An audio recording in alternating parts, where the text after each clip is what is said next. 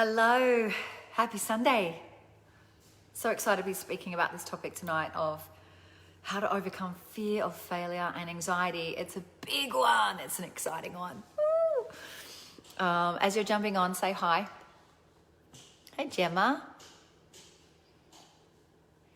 What is something magical, something you're grateful for that happened today on this beautiful Sunday?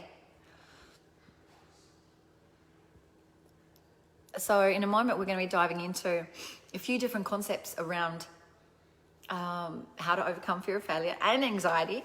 And at the end, I'm going to give you some really gold nuggets and some actual tangible strategies that will support you to actually not only shift your perspective and shift the way that you looked at things in terms of failing and in terms of anxiety, but apply these things and you'll achieve whatever it is that you want. And you'll create something new in your world. Your reality will now no longer be the same. So that's exciting. Who's excited? Woo! Give me a hell yeah. So I'm excited because this is, I feel now more than ever, this is such an important conversation. Excuse me. And I see so many people really experiencing challenges in these areas, and I'm excited to be able to give back and to be able to share my beautiful, amazing gifts that I have to support you and those people that you know and love. So if you know someone who experiences anxiety or is holding themselves back because they're scared of failing, then tag them in this. So hopefully you've been able to watch and experience some of the other content, some of the other incredible information that I've been sharing over the last 4 days, because all of that really helps and supports what I'm going to be sharing today as well. Hi, Mary. As you're jumping on, say, share something of what was magical for you today, something that you're grateful for this beautiful day. And I'm going to be diving in a moment on how to overcome fear of failure and anxiety. And I'm going to be sharing something actually that I've never shared publicly. This is a model that I have only shared in my trainings. I've only shared in my coaching one-on-one and my groups. And I'm really excited to be able to share it with you guys today. Who's excited? So firstly, what I want to speak on is that there's two realms that we live in. We either live in the realm of meaning or the realm of now.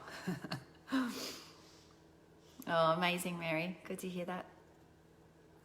So the realm of meaning is the realm where we give meaning to things. You give meaning to all of the events that happen in your life. You give meaning to all of the circumstances, situation, all the conversations, all the things that happen in your existence, in your life, in your reality.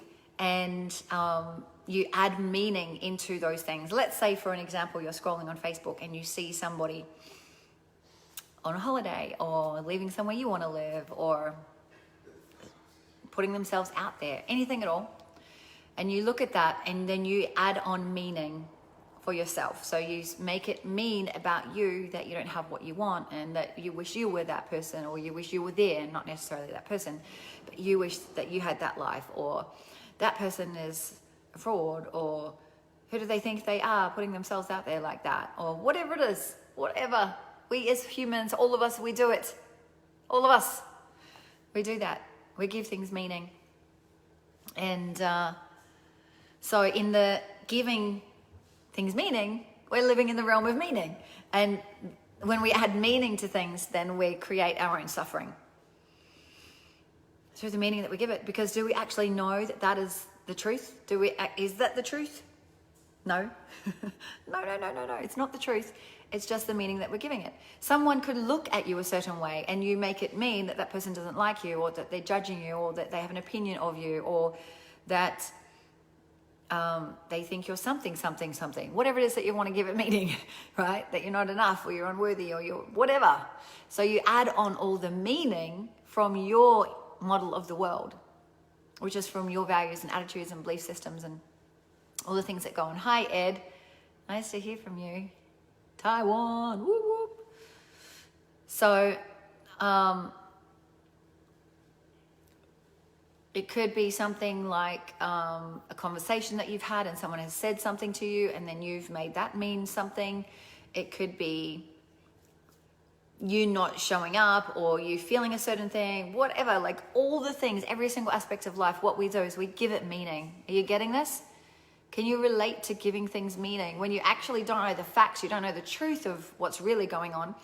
And so when you live in the realm of meaning, quite often you're living in this land of fantasy almost because you're making it up. You're making it up. We're making it up. Right? We're making it all up. And this is the realm of meaning. And the realm of meaning is where you create your own suffering because you make up the fact that that person doesn't like you, or you're not enough, or you're not worthy, or you're not loved, or you're scared, or you're this, or you're that, or you see the worst case scenarios playing out. You see the things that you don't want to have happen, and you see that because of the meaning that you're giving it. Let's say, for an example, failure. Let's say you had the idea to start your own business, but you don't go and do it because in your head you give it meaning. And the meaning is that, what if I fail? What if I don't make the money? And so we add in all this meaning into the situation, into the idea.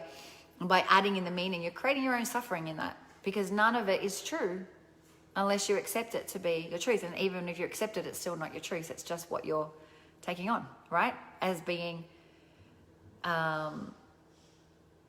the belief, perhaps, or just the internal dialogue that goes inside of your head, that inner critic that goes on. It goes on. Hey, babe. Come on. Come on. I love that. Leighton here. Tennis fan, way back. Anyway, hello, Dave from Ballina. Amazing. Yeah, cool. Glad you can relate. Yep. Awesome. It is debilitating, Jim. It really is. And so, so in the living in the realm of meaning, which is where most of us live, if you're experiencing fear of failure, and that fear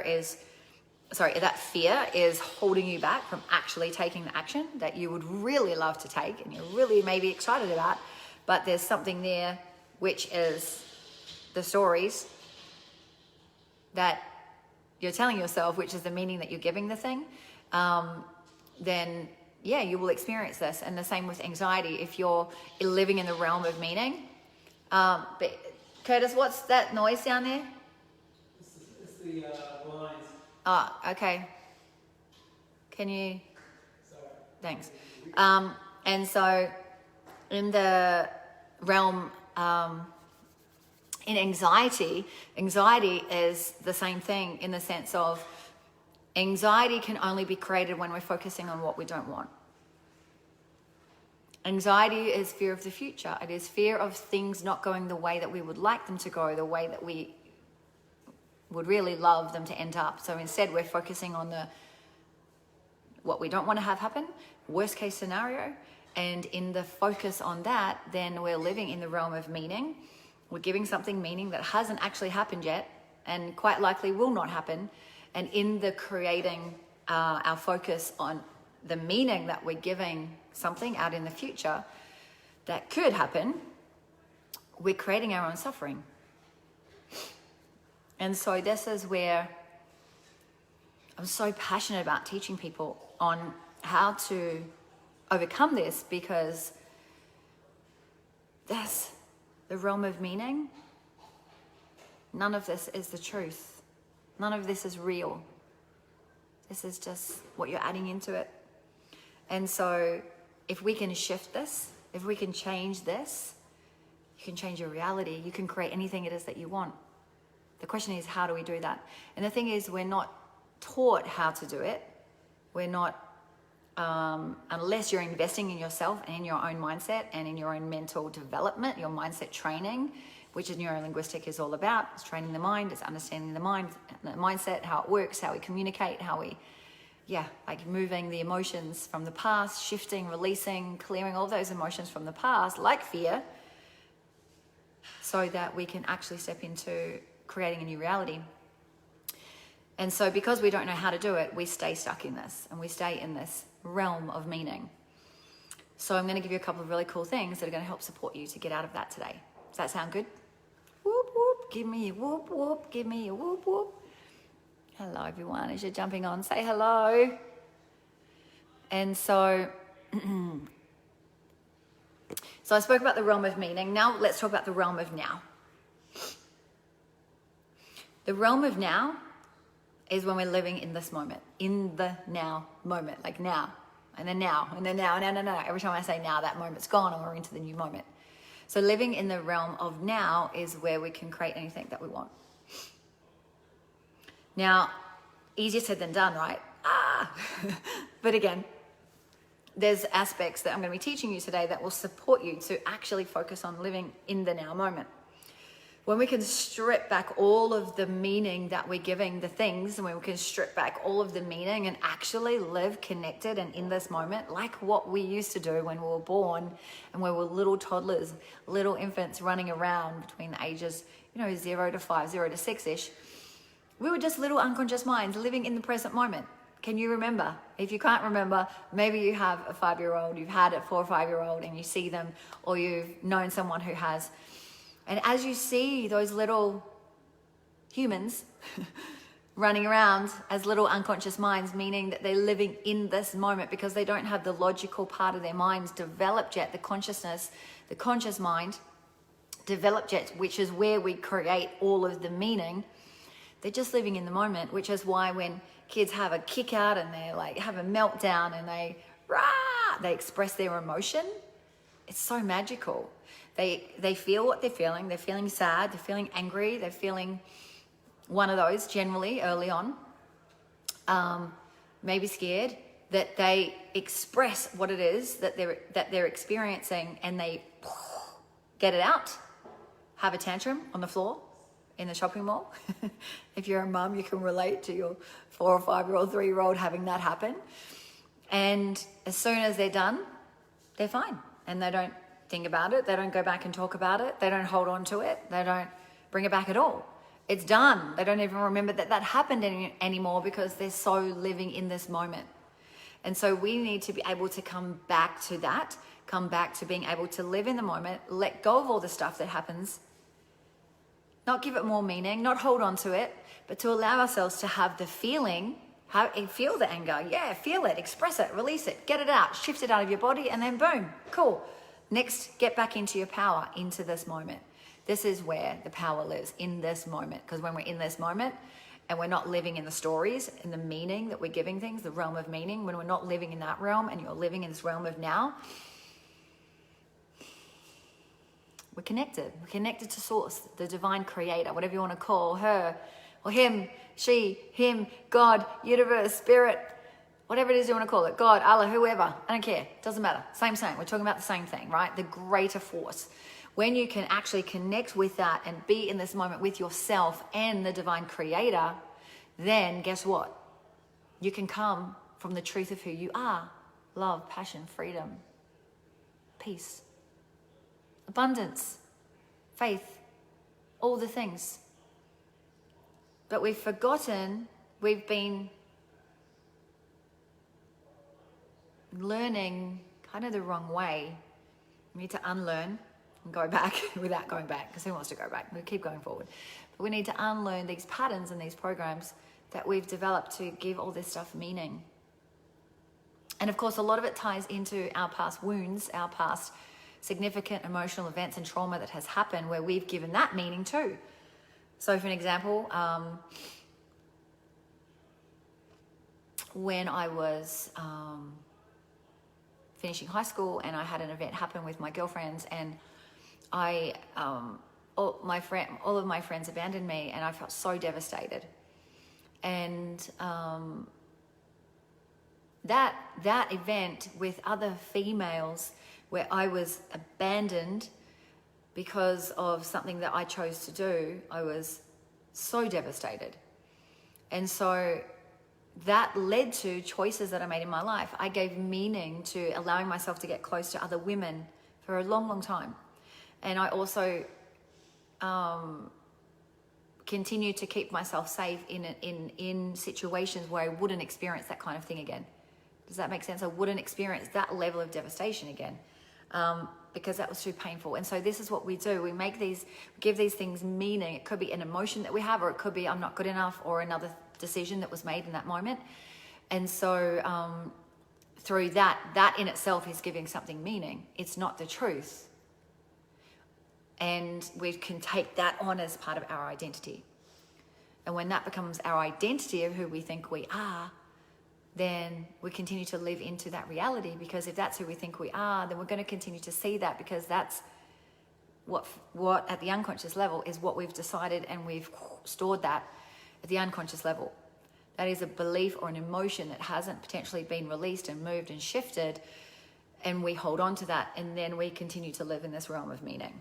So, of course, powerful process. I spoke about it yesterday, to be able to clear, when I work with my clients, and what I teach in my trainings is beautiful technique to be able to release and clear those emotions from the past and those limiting decisions and limiting beliefs. So that helps support being able to not live here in this realm of meaning, and to get in to live in the realm of now. Obviously, there are tons of other ways to manage it, to live and practice, to live in the realm of now. Meditation is a great one, which is why it's so powerful, and why people go, I'm not good at it. Because when you start it, you're not used to sitting in silence. You're not used to sitting in stillness, because we're used to this, going on and on and on, giving things meaning, do. Because in the meaning realm, doing things makes us feel worthy. Doing things makes us feel like we're getting somewhere, doing something, moving forward. Whereas sitting in silence and being in this moment now is something that is a practice that is so, so powerful. And I started that way back in my 20s. And I was terrible when I started. But it's the practice of training the mind to be still. And that is a really great practice, to practice being here in this moment. Yoga as well. Music.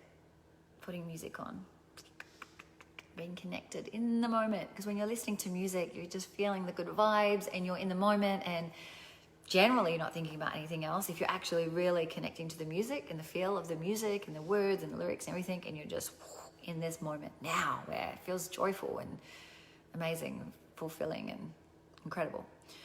So the practice is to get out of giving things meaning when it's not the facts, and to be able to also identify when you are actually, what's really happening is you're feeling maybe one of the beliefs that you have running of not feeling good enough, or feeling unworthy or unloved or whatever. And quite often, those are the things we want to avoid, which is also what ties into being scared of failing. And so one of the NLP presuppositions is that there is no failure, there is only feedback. And so while you may have heard this, let me know if you've heard this before. There is no failure, there is only feedback. Or if this is brand new, amazing. Sometimes we can know something logically, can know something in our analytical, logical, conscious mind, but we don't actually fully embody it and get it at a DNA, like cellular level, that there is no such thing as failure, because it's all purely just feedback. Everything that happens in the outside world is feedback. It's a feedback loop of anything that is going on inside my world and I'm seeing outside of me is feedback of actually what's going on in my world. And so everything therefore is feedback of how I've done it or how I've not done it, and how I can take that on as feedback to do it better the next time, or to do it differently the next time. And so when I was wanting to go back into my coaching and training business full-time, I had many years prior. I started business when I was in my early 20s. I started network marketing, and I was terrible at selling. Usually the case, because when we go from a level of thinking and experience where we work for somebody else and someone else tells us, when we do what we do, or just go in, do the job, and we go. We don't need to sell necessarily unless you're in sales. That's one level of thinking. And in order to shift into another level of thinking, and entrepreneurship and business is another level of thinking, it requires more complexity of thinking because there's more things that you have to factor in and consider as a business owner and as an entrepreneur, like finances and all that, tax laws and things like that, and marketing and sales. There's so much to it that you didn't necessarily have to know as an employee of a company.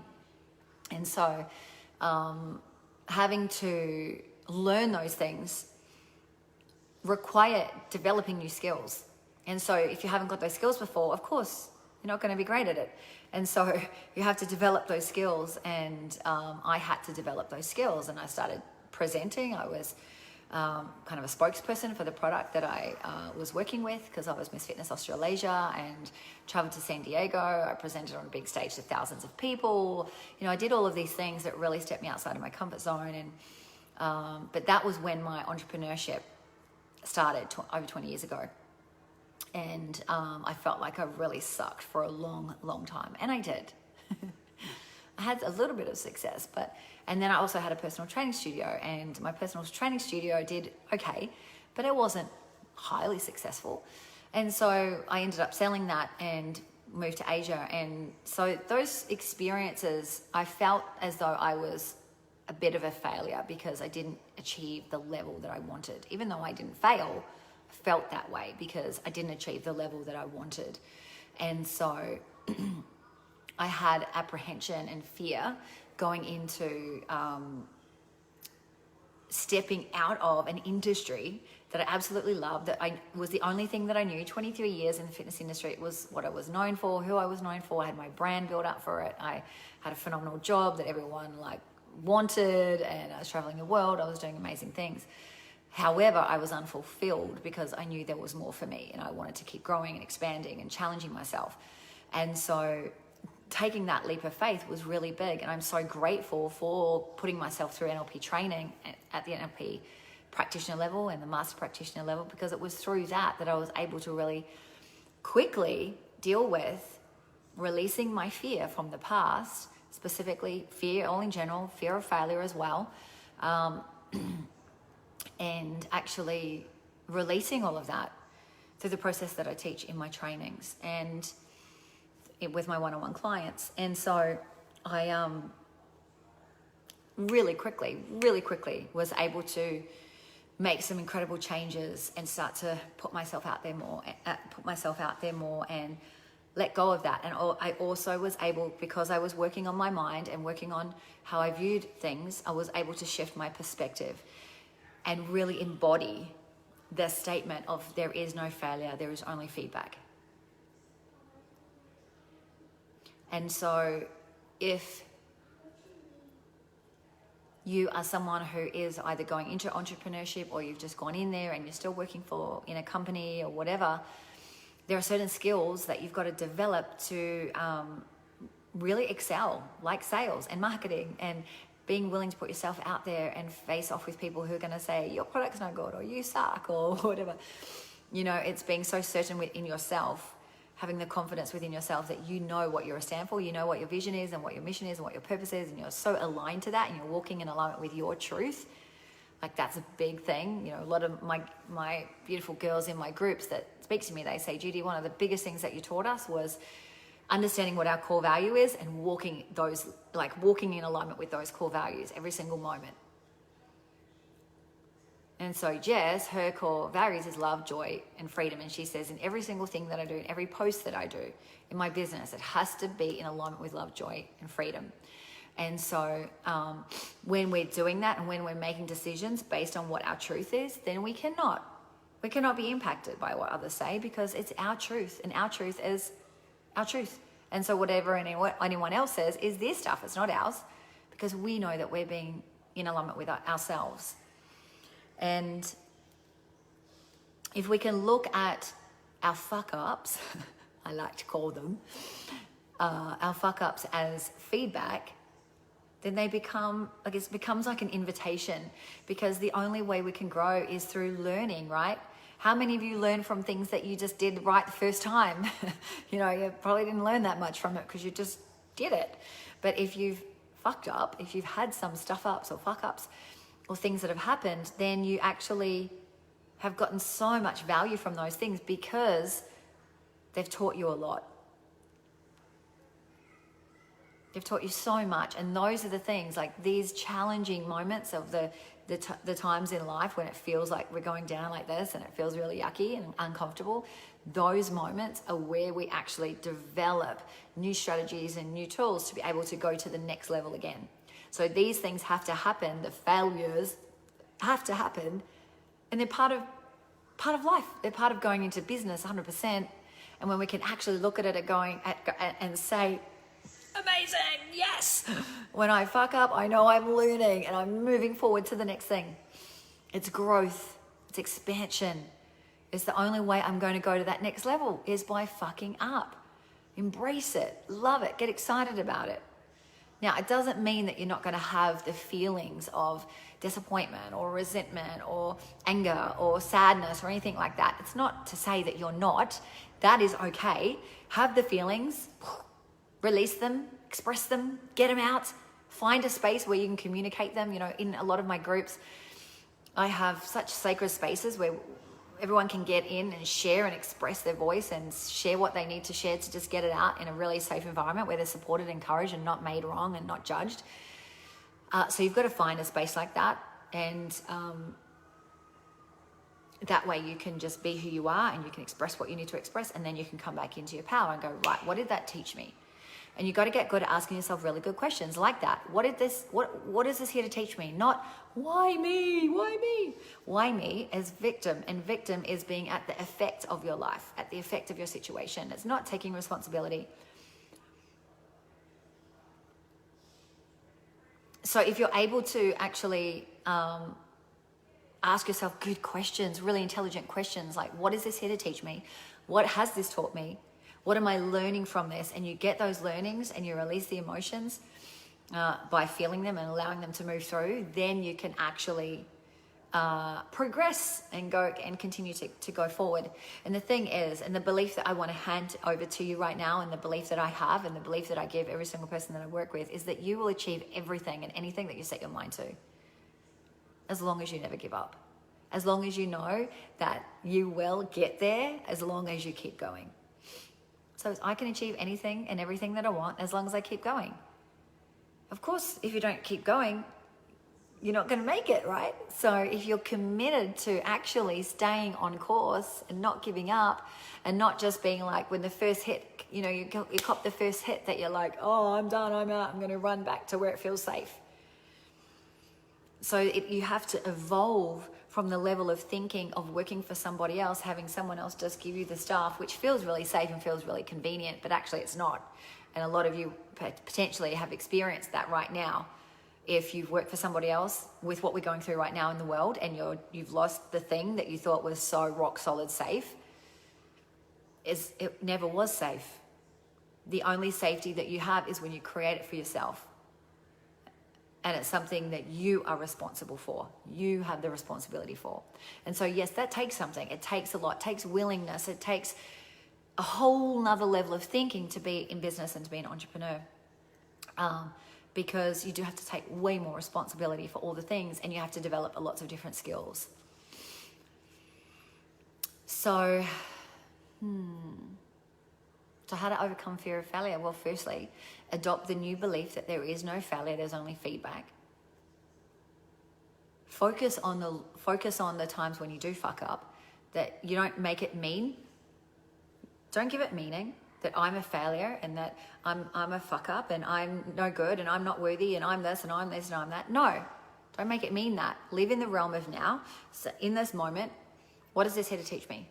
If I separate all of the meaning, let go of all of that, the facts are that this was here to teach me something. What is it here to teach me? Get the learning, and then it's going to be the most valuable thing on the planet. Get the learnings. They're right there for you. Yeah, Dave. Hey, Kathy. And so, of course, releasing the fear from the past is another phenomenal way of that. But obviously, we're not going to do that today. But I will give you 5 principles for success as well, which are absolute game changer. Like seriously, if you do these 5 things, you'll be successful in anything. And take on the belief that I just gave you as well. Make failure your friend. It's just feedback. Make friends with it. Can you do that? Shake its hand, give it a kiss. Mwah, mwah. Let's be friends. Back to self-responsibility. You see the pattern here? All of these things that I've been speaking about over the last, 4 or 5 days, they all tie in. They all tie in. They all go hand in hand. Responsibility is such a big one. The freedom formula is when you're able to take responsibility, when you're truly committed to something, and when you're integrous with your word. That creates massive freedom. Because seriously, how many times have you said you're going to do something and then you don't do it and you've let yourself down? Not only do you let others down, but most importantly, you let yourself down.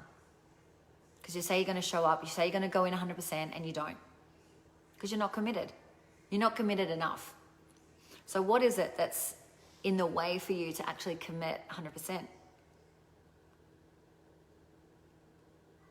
Because when you commit 100%, 10 out of 10, when you take responsibility, 10 out of 10, yes, it does require confrontation, resistance, discomfort. It requires that.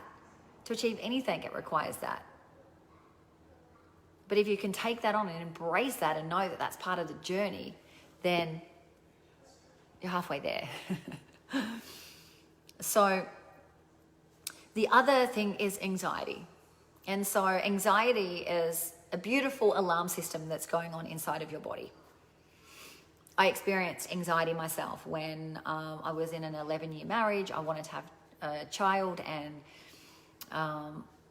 long story short, that didn't happen. I separated from my ex-husband, and I was so fearful of not finding that person and not being able to have the daughter that I really wanted.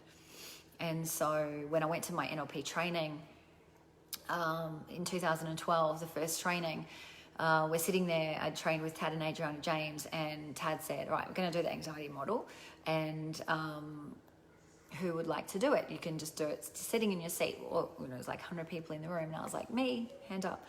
And he said, Judy, what do you have anxiety about? And I said, I have anxiety that I'm not going to meet the men of my dreams and have the daughter that I've always wanted. And so we did this technique that I'm going to do with you, and there was no anxiety there.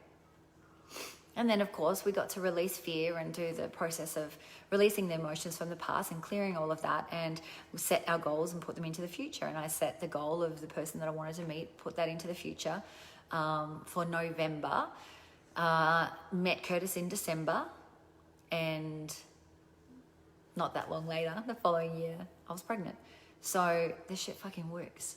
It actually really works. And I've worked with tons of women who have been in situations where they wanted to meet someone that they, similar situations. And yeah, anyway, I'm diverting off. So stay on this. So anxiety is actually an alarm. I kind of describe it as being an internal alarm system that's going off. Because what happens is when our body experiences anxiety, first I'm going to throw it over to you and say, how does your body feel when you're feeling this anxiety? What happens in your body? Any of you who may have experienced, oops, there you get to see my stairs. I accidentally flipped the screen. Yeah, any of you have had anxiety? What happens in your body when you feel it? Could be racing in the chest, it could be sweaty palms, could be flush face, it could be like a certain response that happens in your, could be shaking. And so whatever it is, heart palpitations, panic, yes. And so feel unsettled, yes, that's right. It could be this kind of like agitation experience that goes on. And so this is ultimately what happens. Your unconscious mind is the one that's being told to respond in this way. And your unconscious mind's job is actually to preserve your body, run your body and preserve your body. And so when you start to think about things that create the anxiety, you're telling your unconscious mind to do those things, for the heart to beat faster and start to palpitate, to go tense. Yeah, good one, Kyles. To go tense, to go sweaty, to have these butterflies in the feeling, heart attack style, right? So it's like you're almost having a fucking heart attack, and you're actually communicating to your unconscious mind to create that response because of what you're focusing on. And so what's happening is your unconscious mind listens to your conscious mind because that's its job. Its job is a servant to the conscious mind. You come up with the idea of what it is that you want.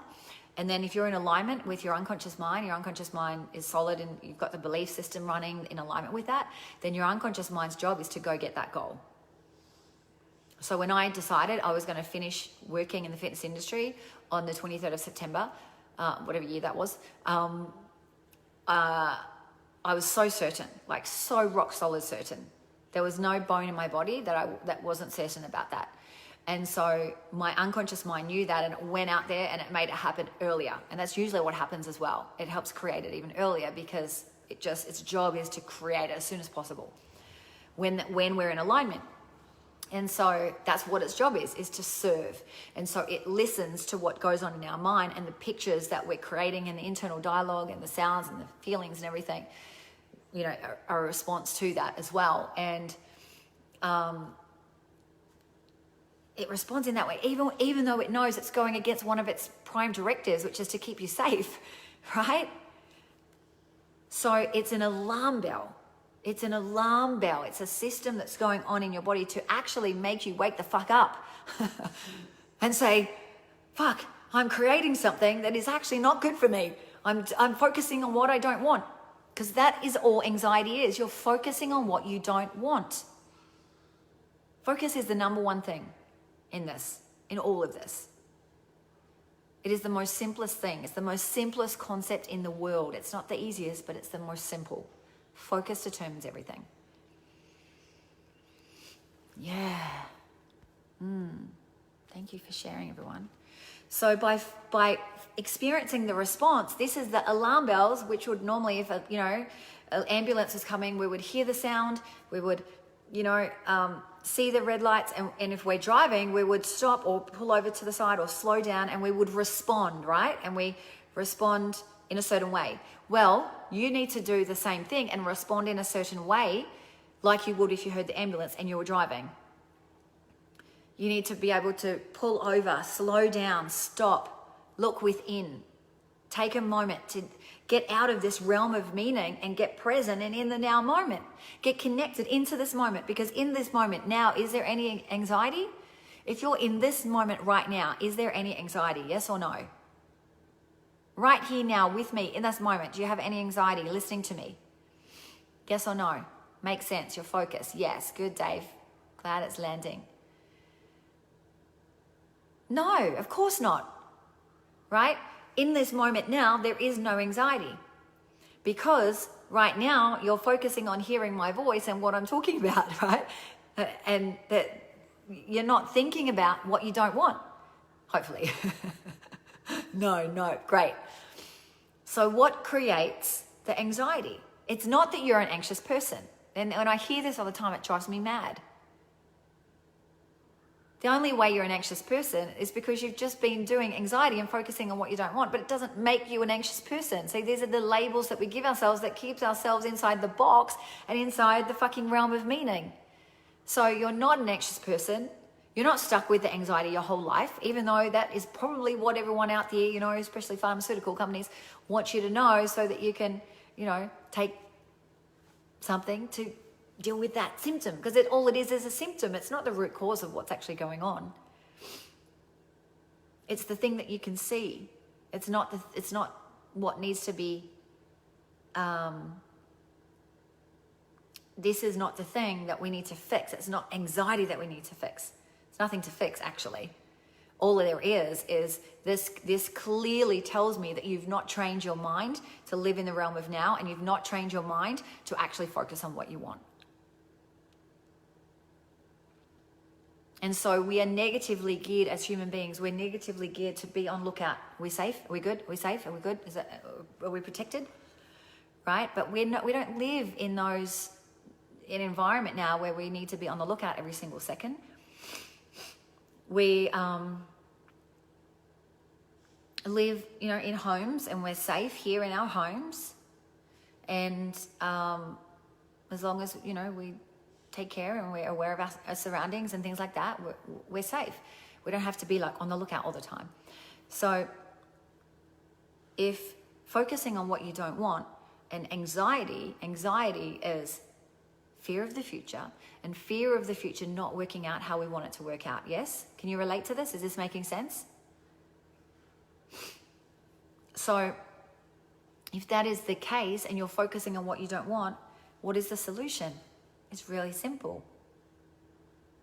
It's to focus on what you want. It's really simple, isn't it?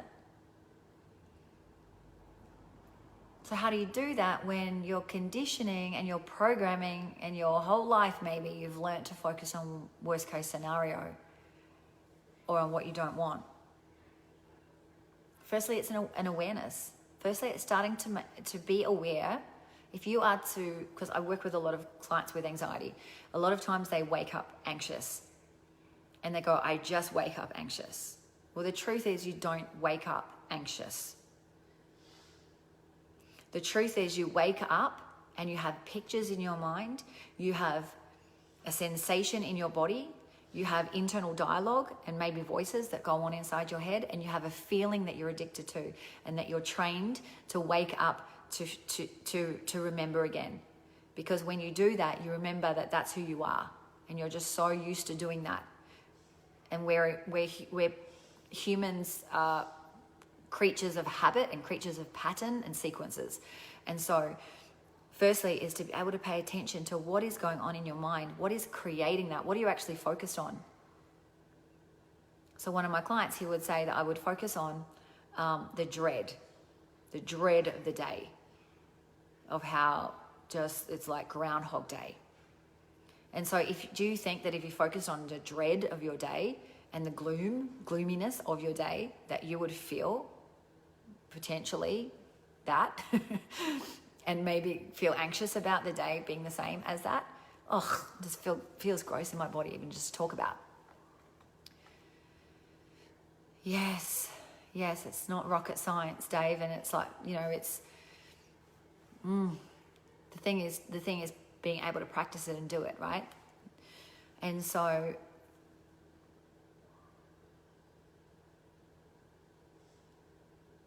when I work with my clients one-on-one and in the trainings, we get to actually change the pictures in the mind and change the internal dialogues, because we work a lot with the unconscious mind and with changing those patterns. But I'm going to teach you a technique now that will support you as long as you do it.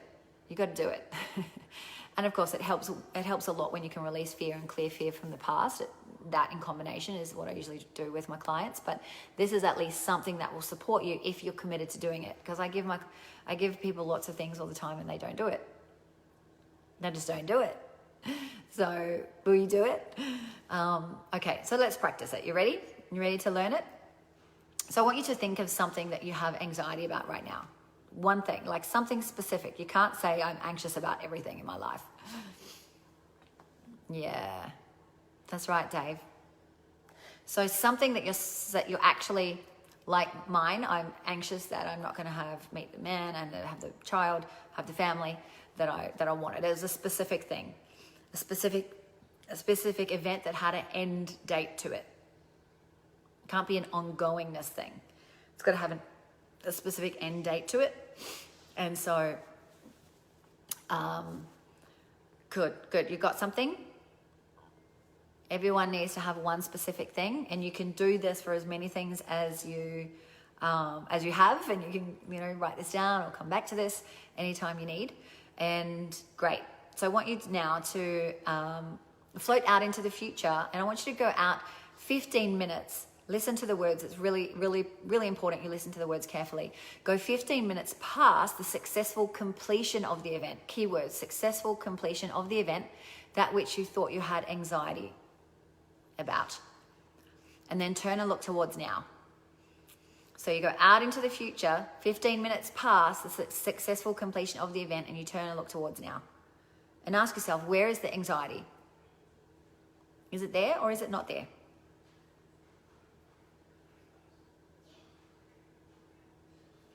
So for me, I went out to an event, I made it up in my own mind, where I actually met someone and I had my daughter and I turned 15 minutes past that and I turn and look towards now and there was no anxiety. It's gone. It's totally gone. Why? Because I had what I said that I wanted. It was successful. And I'm focusing now on that, having that outcome being met. So there's no anxiety. And so because this is a really important strategy to teach your mind. Good, David. Yes. To teach your mind to go out and turn and look towards now and focus on the successful completion of the event. It actually trains your mind to focus on the success of what it is that you want. Not the worst case scenario, not that it's not working out, not that you're going to go your whole life and never have the thing that you want. Right? And so the more you do this practice, the more times you practice going out to something that you have anxiety about and turning in 15 minutes past and the successful completion of the event, turning and looking towards now and seeing the positive outcome, that it trains your mind to start to focus on what it is that you want, not on what you don't want. So simple, hey? So simple. And so do it for as many things as you need to and do it over and over and over and do it 10 times a day if you need to and practice it and install that in your own mind so that you can start to actually think about more about what it is that you want versus what you don't want. It's an absolute game changer. Woo! So exciting. So here's the 5 principles for success. I'm going to throw these in. Yeah, so great. Yay! Very simple. So the 5 principles of success. Do these 5 things and you will be successful no matter what. Nothing to fear because you just do these 6 things. 5 things. I added in one more somehow. 5 things. Okay? So the first thing is you need to know what you want. Because a lot of people know what they don't want, but they don't actually know what they want. You need to get really specific. Your unconscious mind needs clear communication. Clear, crystal clear communication as to what it is that you want. The clearer, the better. If it's not clear and you're in like, not sure if I want that thing, then of course there's confusion. Your unconscious mind's like, do you really want that thing? It won't bring it to you because you're not certain that you want it. There's no congruency there. So you've got to be like congruent, aligned. Yes, I want that thing. Yes, 100% I'm certain, and get crystal clear on that. Know your outcome, which is a goal. Specific outcome with end date goals are powerful for that. And here's the thing. A lot of my clients are scared of setting goals and having outcomes because they're like, oh my God, but what if I don't get it? Who cares? It's feedback. If you didn't get it, it's feedback for how you showed up, what you did, what you didn't do. Is it the end of the world? No. Most of us set goals that we like are so unachievable in a very short space of time. So, make it longer. Or if you get there and if you haven't said it, take on the feedback of what you didn't do or how you didn't show up and do it better. And know that that's why I didn't do it. It's not because goals don't work. It's not because setting goals doesn't work. It's because I didn't go all in. It's because I didn't do X, Y, and Z. I didn't do the things that I said I was going to do. I wasn't my word. I was out of integrity with myself because I didn't do it. So keep setting goals, but just be real about it. SMART goals is the best way to do it. Specific, measurable, achievable, realistic, and time-based. In NLP, we also add on to that they're simple. They can't be convoluted.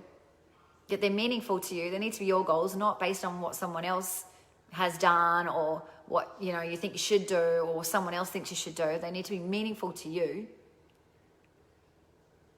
They need to be as in now, written in the context of having it now, written in the present tense.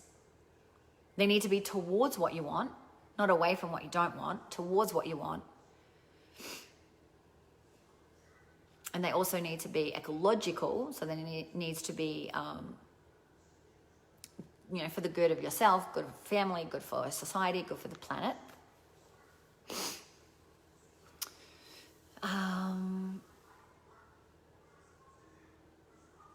What else? So that's responsible, the other part of the R. SMART. I already said that, towards what you want. Yeah, so I missed the R. I jumped. switch them up. I like to do that. Yeah, okay. That's that. That's the first step. There's 5 steps. Keys, 5 principles for success. First is know your outcome. Secondly is take action, baby. Take action. The thing that they left out in the law of attraction, well, not necessarily in the law of attraction, but in The Secret, was, you know, the action part. You've got to take action. You can't just go, yeah, I'm clear on what I want. Now I'm going to sit back on the sofa and watch Netflix and eat popcorn. No, that doesn't work. So you've got to like truly show up. Show the fuck up. Take action. The third one is have really good sensory acuity. And this is something that I teach in my NLP trainings. And really, this is your ability to read people. It's your ability to notice kinds of things that are going on inside other people, because it tells you a lot. It tells you a lot. So if you're doing business, or if you're working for others, or if you're, any situation where you work with people, it's a really powerful set of tools to be able to support you with the next. Right? So this is number 3, have good sensory acuity to be able to read, have good awareness of what's going on inside of other people that will communicate a lot of really good things to you. That's number 3. Number 4 is have incredible behavioral flexibility. So I've mentioned this over the last 4 days. The person who has the greatest flexibility controls the system. It's one of the NLP presuppositions as well. It's the law of requisite variety, which is the person who is the most flexible in any given situation will control the situation, not from a place of power and domination, but from a place of power. Yes. So when you have, when you're able to make changes in your own state, in your own behavior, in the way that you communicate based on the feedback that you're getting from others, of course you'll achieve anything that you want. So from moment to moment to moment, these things are going to support you to achieve what it is that you want. If you're so stuck on your way in one way, and stuck in kind of like in this perspective of just like there's only this way, then that is inflexibility. So having the flexibility requires a different level of thinking. It requires doing the work up here, requires, releasing all your stuff from the past, so that you're able to be more adaptable and more willing to be the chameleon. So that's number 4 is behavioral flexibility. And number 5 is to operate from a psychology and a physiology of excellence. And so this really is one of the foundational pieces of what we teach in NLP. It is, a psychology and a physiology of excellence, because it's all about modeling. It's modeling excellence and learning so much about the mind and how the mind works. Like even with the NLP model of communication, if you got to listen to that and really understand that piece and understand that everything that happens outside of us impacts our internal representation, the pictures, the sounds, the smells, the taste, all the things that are going on inside of our head, visual, auditory, kinesthetic, gustatory, olfactory, internal dialogue, all of those things that are going on impacts our state, right? And our physiology and our behavior. So if our state and our physiology, if we're masters of our state and our physiology, don't you think we're going to be able to produce the kind of behavior that's going to be able to support us to achieve anything we want? Hell yes. So most people are okay with average. They're okay with mediocre. And guess what? If you want to actually achieve phenomenal things in this lifetime, excellence is the marker. And if you're committed to that, if you're committed to operating from a state of physiology and a psychology of excellence, then of course, success is yours, because that is going to be massively related to what you either do or you don't do. So it's like how you stand, how you talk, the kinds of words that you use, the things that you say, how you talk inside of your own mind, your ability to switch out of a disempowered state, Now, up here for me, when I have a disempowered state, I can shift that like lightning speed. It's like athletes, you know, some of my clients, they say, oh, you know, I feel like I'm going backwards because I've had a bad week or whatever. And I say, no, you've never gone backwards. It's just that you're staying in it. You're staying in it. You haven't been able to condition yourself to get out of it quickly. It's like if you compare football players, you've got like the kids that play on the weekend, and then you've got the high level athletes, the pros. It's not that the pros don't have doubt about what they're capable of and what they can do, right? The kids that just play in the local, you know, football club, they will have lots of doubt about what they're capable of and what they can achieve, and how, if they lost, how they feel about that afterwards, and what goes on inside their head and all of that. They're not as trained, they're not as conditioned mentally to take that on and to perform in that way and to respond like a high level trained athlete. And high level athletes, they have trainers for the physical aspect, they have trainers for their mental component, they have trainers for all different areas, right? Strength and conditioning, the technical side of it. And so these guys, the professional athletes, it's not that they don't have the same, similar, maybe not exactly the same, but similar kinds of thoughts, let's say doubts or emotions where they're, you know, just not feeling it or whatever, or they're in any kind of disempowered state, or lethargic or tired or depressed or sad or angry or whatever. It's just that they're able to shift it really quickly, come back into their power. And what is the one thing that enables us to shift that, to shift from being in a disempowered state to being in an empowered state, is go out of the realm of meaning and get into the realm of now and focus on what it is that you want. Focus on the outcome that you want. And have zero fucking toleration for going back to the old patterns of focusing on what you don't want. And that worst case scenario, you have to just be like, you can jam it with, you know, like pattern interrupts and things like that. Let's say you have an idea and you want to go for it. Mel Robbins has a great little strategy, which is like 5, 4, 3, 2, 1. You have the idea, boom, you just go. Count 5, 4, 3, 2, 1 and go. Because sometimes we get this intuition, an idea that comes to us and we want to do it, but then the analytical side of us takes over and talks us out of it, you know? So if we don't let that part kick in and we just follow our intuition, we can jam that internal dialogue with the 5, 4, 3, 2, 1 and go. It's another good one. Especially if you're getting out of bed in the morning when you don't really want to. You could be like, I might get out of bed and go and do my workout. And then after that, you turn like, but bed is so warm and cozy. Like, I really need to take care of myself and relax in bed a little bit longer. You know, and we just justify and talk ourselves into staying in bed. But if we just went, idea, I want to go to the gym. 5, 4, 3, 2, 1, go. Out of bed. We're already going, already there. So that's a couple of,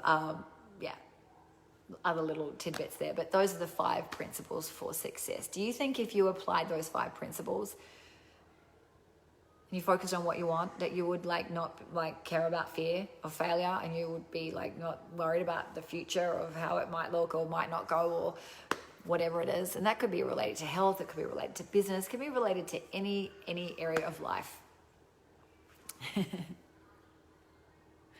Hello. Yeah, the 5-second rule. Amazing. Any questions? I'm going to wrap it up. Thank you so much for being here today, beautifuls. What's your biggest takeaway, or any questions that you've got? I'd love to hear it in the comments. I'm so grateful for you being here and sharing this energy with me today, and for your comments and your involvement. It means a lot to me, and I'm super, super grateful for being here on a Sunday night with me on a Sunday night, live from my new home. Hey, Francis, I'm just about to wrap it up, beautiful. Hey, you've been in my head. That's exactly how I convince myself it's okay to stay. I know it. I know. So funny. All right, guys. Well, stay tuned for tomorrow. I'm going to be going live tomorrow. I'm not sure what I'm going to talk about. Something really cool. I'm going to start going into a little bit more of mind-blowing stuff, some quantum stuff over the next couple of days. I'm not sure when exactly, but it's coming. Thank you, Gemma. You're amazing as well. Beautiful. So grateful for you. Yes, watch the replay, Francis. All right. See you guys. Over and out. Mwah. Love you lots. Have a fantastic Sunday evening, or Sunday if it's if you're in the UK or in the US. Bye.